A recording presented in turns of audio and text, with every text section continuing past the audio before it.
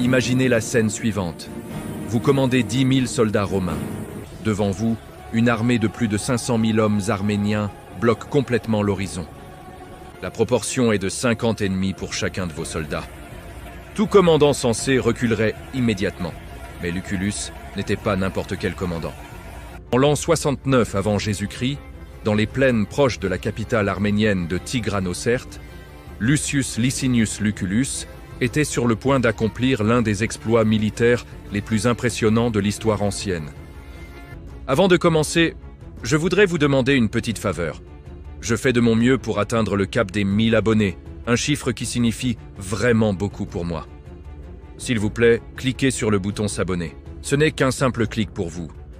Mais c'est une immense source de motivation pour moi afin de continuer à créer des vidéos. Merci infiniment. Sa victoire fut le résultat d'une stratégie brillante qui exploita chaque faiblesse de l'ennemi tout en maximisant chaque avantage romain. Et dans cette vidéo, nous allons voir exactement comment Lucullus a réussi à gagner une bataille qui semblait absolument impossible. Pour comprendre l'importance de la bataille de Tigranosserte, il faut regarder le contexte qui a mené Rome et l'Arménie à s'affronter directement. Dans les années 70 avant Jésus-Christ, le Moyen-Orient était une région avec une politique extrêmement compliquée. Mithridate, qui était roi du Pont, avait défié Rome pendant de nombreuses années dans une série de guerres connues sous le nom de guerre mithridatique. Lorsque Lucullus prit le commandement des forces romaines dans la région, Mithridate avait été vaincu à plusieurs reprises, mais il continuait de s'échapper. Sa stratégie de survie dépendait d'alliances puissantes. La plus importante de ces alliances était avec Tigrane II, qui était roi d'Arménie et qui avait construit l'un des plus grands empires du Moyen-Orient. Tigrane n'était pas seulement un allié de Mithridate. Les deux rois étaient unis par des liens familiaux. Tigrane avait épousé la fille de Mithridate des décennies plus tôt. Lorsque le roi du Pont chercha refuge en Arménie, Tigrane l'accueillit sans hésitation. Cette décision plaça l'Arménie sur une trajectoire de collision directe avec Rome. L'empire arménien de Tigrane s'étendait de la Syrie jusqu'au Caucase. Il avait conquis des parties significatives de ce que nous connaissons aujourd'hui comme l'Iran, l'Irak, la Syrie et la Turquie. Sa capitale, Tigranosserte, était une ville récemment construite, et Tigrane l'avait peuplée de force en transférant des populations entières de villes conquises. Lorsque Lucullus marcha en direction de l'Arménie en 69 avant Jésus-Christ, beaucoup considérèrent cette décision comme risquée. Rome avait d'autres problèmes urgents et ses ressources militaires étaient divisées entre plusieurs fronts.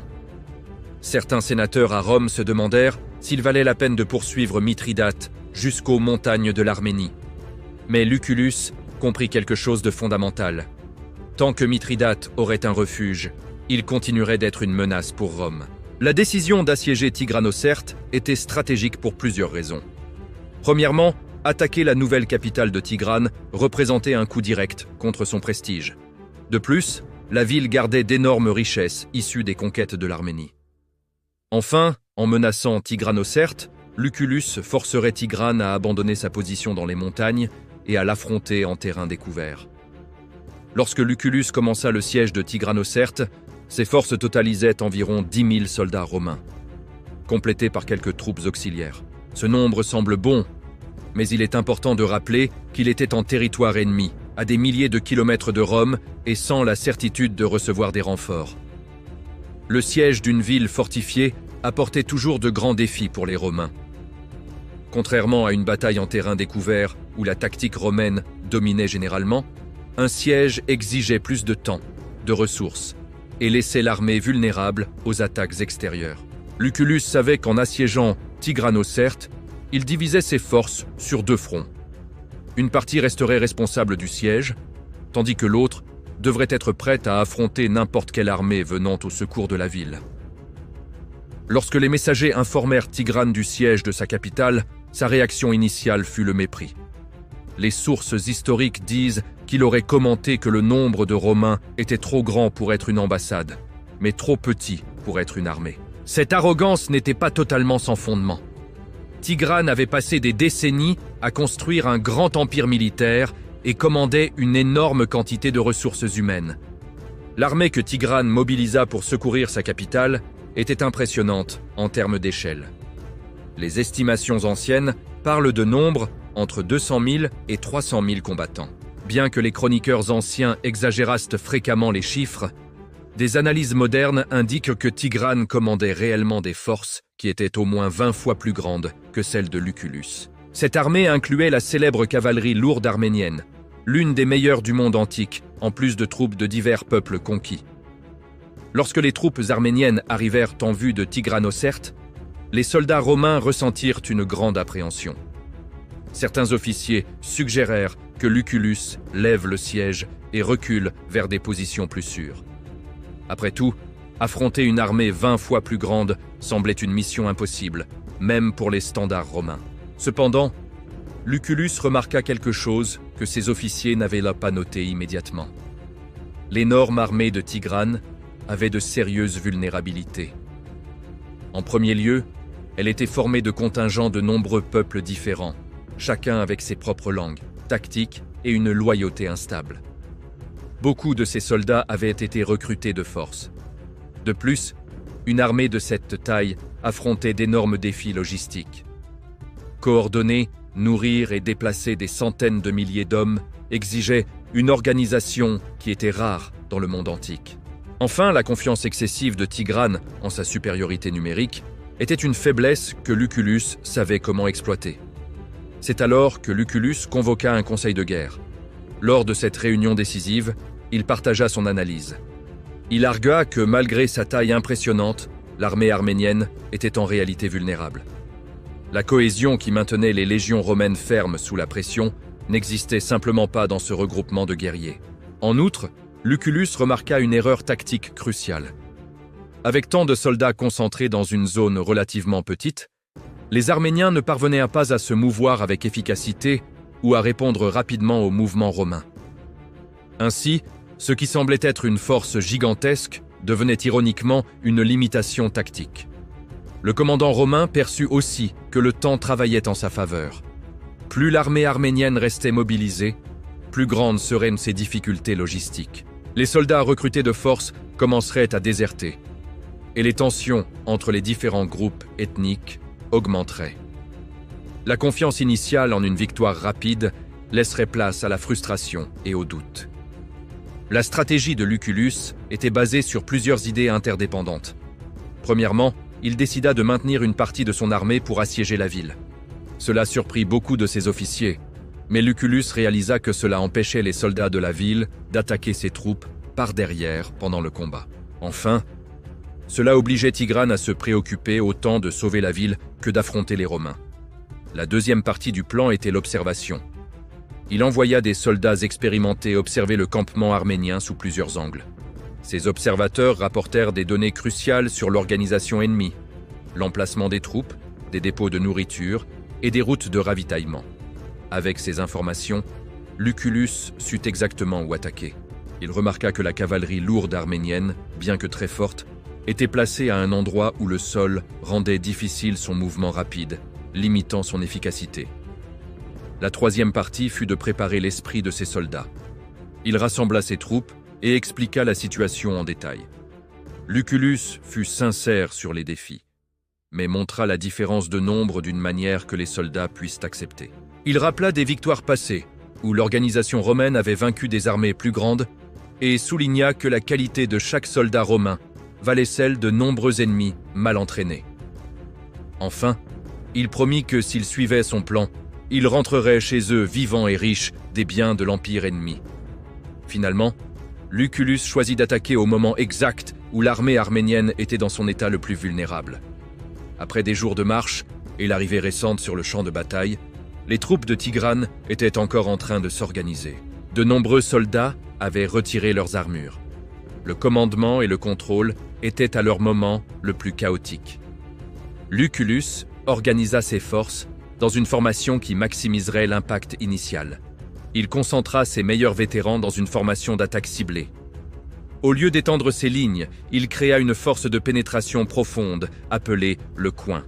En même temps, Lucullus plaça ses cavaliers d'une manière inhabituelle.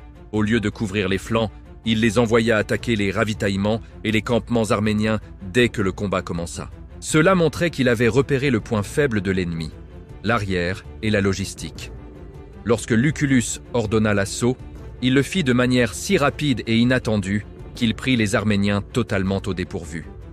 Les soldats romains avançaient en silence, avec une discipline effrayante, utilisant leurs boucliers comme un mur et leurs lances pointées vers l'avant. Le son de milliers de sandales frappant le sol en même temps semblait faire trembler la terre. Cette attaque organisée était l'opposé du désordre croissant du côté arménien. Les premiers à comprendre la gravité de la situation furent les soldats arméniens les plus proches. Ils tentèrent de s'armer, mais la vitesse romaine rendit leur défense presque inutile. Lorsque les soldats de Lucullus atteignirent les lignes arméniennes, le résultat fut terrible. La cavalerie lourde arménienne se retrouva piégée. Lorsqu'ils tentèrent de manœuvrer, ils rencontrèrent leurs propres soldats à pied bloquant le chemin. L'immensité de l'armée devint un piège. Les soldats se piétinaient et les barrières linguistiques empêchaient toute coordination. Pendant ce temps, les Romains avançaient comme un coin, tuant ou blessant quiconque se trouvait sur leur chemin. L'idée de Lucullus fonctionnait. À mesure que les Romains progressaient, la panique se propageait. Les soldats qui étaient loin voyaient leurs collègues se faire massacrer sans pouvoir aider. La certitude de la victoire de Tigrane disparut rapidement. En même temps, la cavalerie romaine exécuta la deuxième partie du plan. Ils contournèrent la bataille principale et attaquèrent le campement. Les gardes furent vite vaincus et les Romains commencèrent à brûler les tentes. Pour les soldats arméniens déjà nerveux, voir leur camp en feu fut le coup final. Les troupes commencèrent à fuir en masse. La fuite devint une course effrénée. De nombreux cavaliers furent renversés et tués par leurs propres soldats à pied qui voulaient s'échapper. Tigrane tenta de rassembler ses soldats plusieurs fois, mais chaque fois qu'il réussissait à réunir un groupe, l'attaque romaine à un autre endroit faisait tout s'effondrer. À la fin, voyant la bataille perdue, Tigrane s'enfuit avec peu de garde, abandonnant son armée et sa capitale. La grande victoire de Lucullus à Tigranosserte prit même les soldats romains par surprise. Lorsque les nouvelles arrivèrent à Rome, de nombreux sénateurs crurent que c'était un mensonge. Une victoire si totale, avec tant de désavantages, semblait impossible. Mais les détails confirmèrent l'exploit. Les Arméniens subirent des pertes énormes. Des milliers de soldats moururent ou furent capturés pour être vendus comme esclaves. Le trésor royal tomba entre les mains des Romains, enrichissant l'État et les troupes. Les conséquences politiques furent majeures. L'empire de Tigrane commença à s'effondrer immédiatement, les peuples conquis voyant là une chance de se libérer. La défaite changea la donne dans tout le Moyen-Orient. L'empire parthe décida de rester neutre, et de petits États déclarèrent leur soutien à Rome. Pour Mithridate, ce fut un coup terrible. Il fuyait de nouveau, sans alliés fiables. Sa capacité à menacer Rome touchait à sa fin. Enfin, la bataille de Tigranosserte est un exemple de la manière dont l'intelligence et la tactique militaire peuvent vaincre une armée beaucoup plus grande. Si vous avez aimé en savoir plus sur cette victoire surprenante, n'oubliez pas de laisser un like sur cette vidéo et de vous inscrire à notre chaîne. Je vais laisser ici une autre suggestion de vidéo à regarder. Merci beaucoup d'avoir regardé jusqu'au bout. J'apprécie sincèrement chaque instant passé avec vous. En ce moment, je suis en route pour atteindre le cap des 1000 premiers abonnés. Si les histoires que je raconte vous ont touché, ne serait-ce qu'un tout petit peu, s'il vous plaît, soutenez-moi en cliquant dès maintenant sur le bouton s'abonner. Chaque nouvel abonnement est une immense source de motivation pour moi. Cela m'aide à continuer d'écrire et à vous partager encore plus d'histoires inspirantes. Au revoir et à bientôt dans la prochaine vidéo.